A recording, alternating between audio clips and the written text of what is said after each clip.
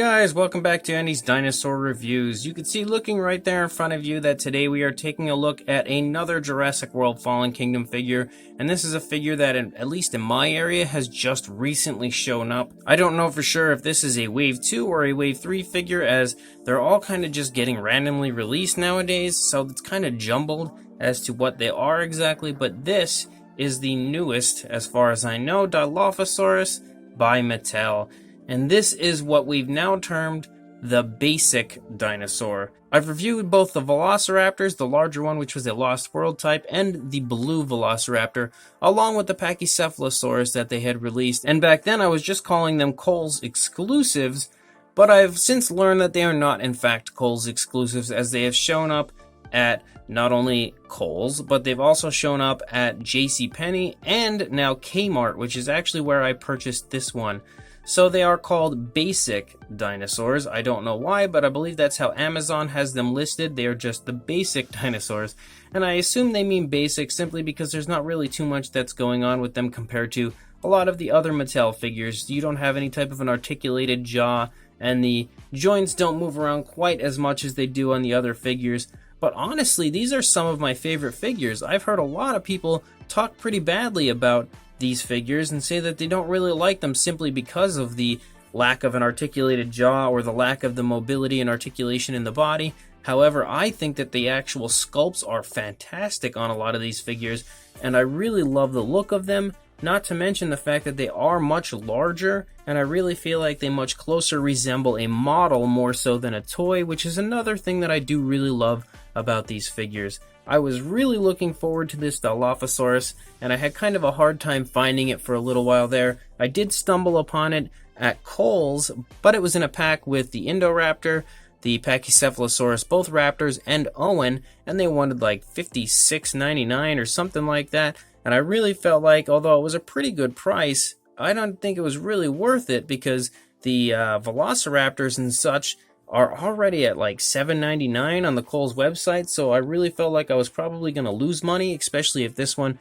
ended up dropping back down to the same price as those ones. And then I got wind of them being at Kmart, so I searched out a local Kmart, which is actually about an hour away from me, and ran up and I found one of these Dilophosaurus figures there, and I was so insanely excited to find it. It was only about $11.99 there, so not too bad of a price, and it is quite an awesome figure, so let's get a closer look at it. Now, although I do say that this is an awesome figure, it is not without a few minor flaws.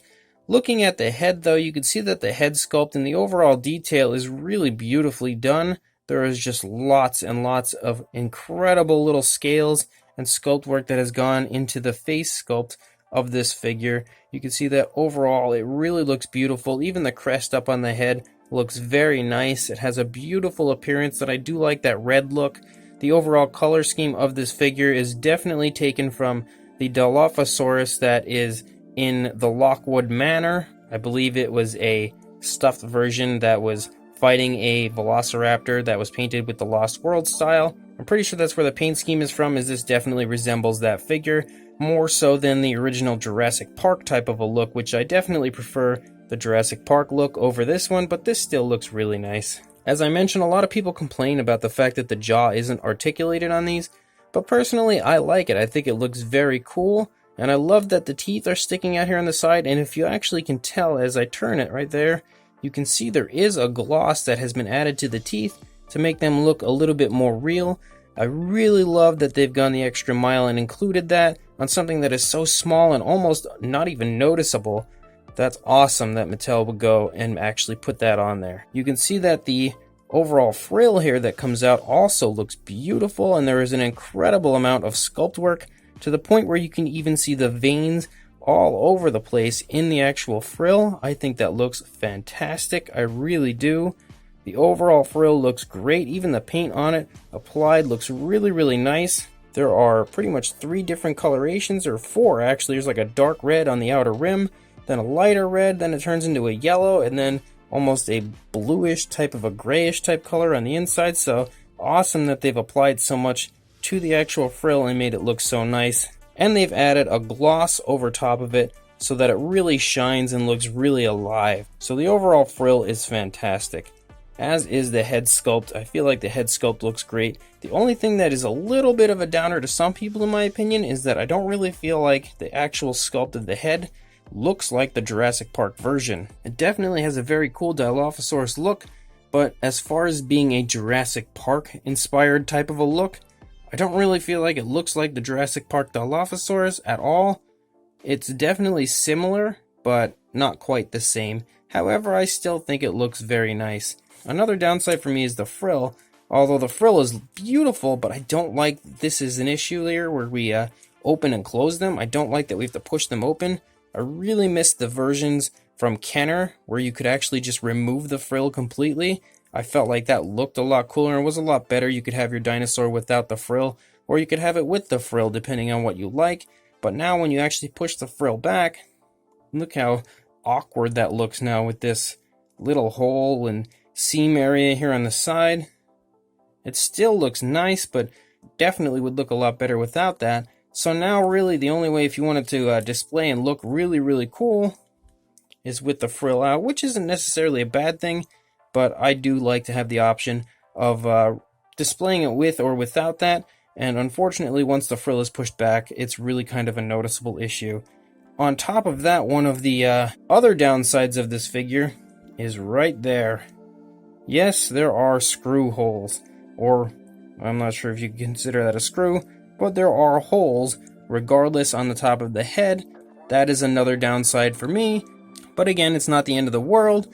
Something that could have been better, but it's still not bad. Unfortunately, the back of the frill wasn't painted either. It's the exact same coloration as the rest of the body.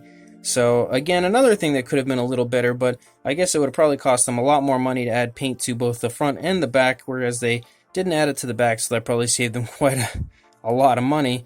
But regardless, the sculpt work of the back of the frill still does look very nice. It's got the same deal as the front with the veins and everything all over in it, and a custom repaint of this, in my opinion, would look unbelievable. I will say that the eyes don't appear to have such a nice gloss on them as they do on a lot of the other Mattel figures, but they do still really look nice and there is no sloppiness in the paint at all, in my opinion. Then once we come back the rest of the body, you can see the neck is sculpted nicely and the detail is beautiful the whole way out. The actual sculpt work of the figure is really quite incredible, as it is with a lot of the Mattel figures. Even the hands are sculpted beautifully. Looking over here at the side, again, more beautiful sculpt work. And another actually, before I even leave the arm area, another thing that I think is cool is that since you can't push the arms out on most Mattel figures, you would normally see a seam right here in the shoulder area where the arm connects to the body.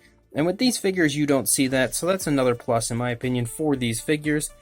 Coming back here into the leg, you can see the leg is sculpted very nicely. It's a beautiful muscle tone, nice huge calf muscles there. Coming down into the foot, nicely sculpted foot as well. The nails on the foot do look like they are pretty much the same coloration as the rest of the body. Maybe a slightly different shade, but I don't think so. They do have a pretty good gloss on them though, so it does make them look quite glossy and nice and basically look alive. Coming back up, we come up into the tail area, and you can see this is where the tail actually connects, because when you do buy this, the tail is disconnected and you have to put it in there. And then coming out here into the tail, the sculpt work looks phenomenal the entire way out. Both sides, in my opinion, look fantastic. The overall look of this Dilophosaurus is very cool in my opinion, and that bright frill that it has going on there is so striking. It really looks awesome.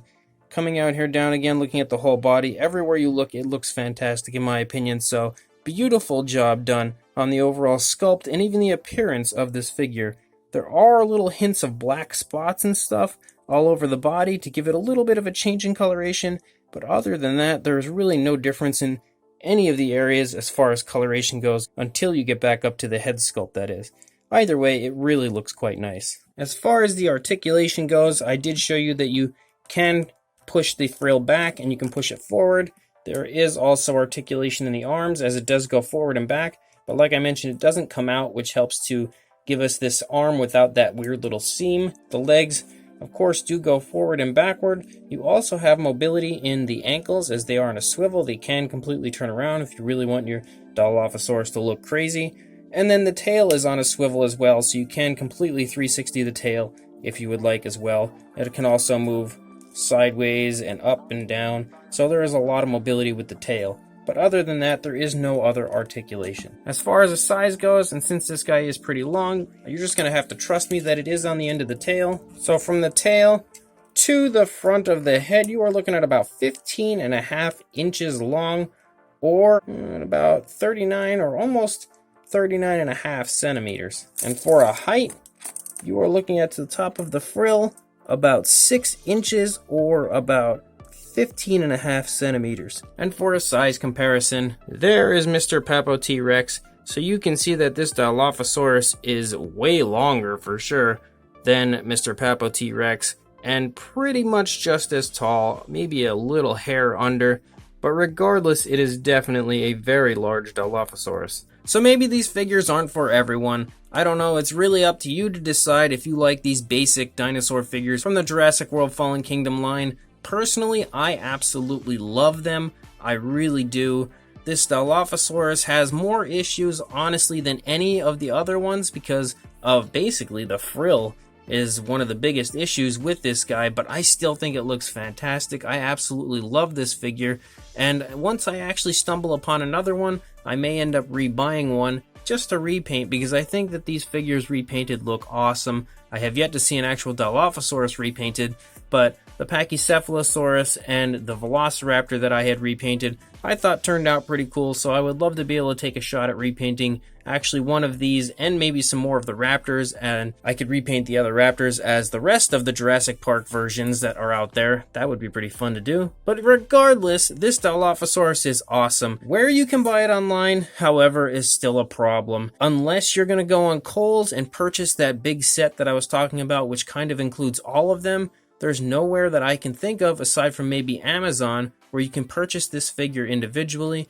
But on Amazon, they're going to charge you about $20 or $25, which is significantly more expensive than it should be. So either if you have a local Kmart you can go to and check there, you could probably purchase it there. If not, I will link you in the description to Kohl's and the Amazon link so you can have your choice of whether you want to purchase it from the 5 or 6 pack or whatever it was, or if you want to purchase it individually on Amazon and just pay a little extra money. It's really your call. Either way, I think this Dilophosaurus is fantastic, absolutely beautiful, and definitely a recommendation from me. I love these basic figures. They look super cool. So go ahead and buy it if you would like, and please like, comment, and subscribe, and I will see you in the next review. Thanks for watching.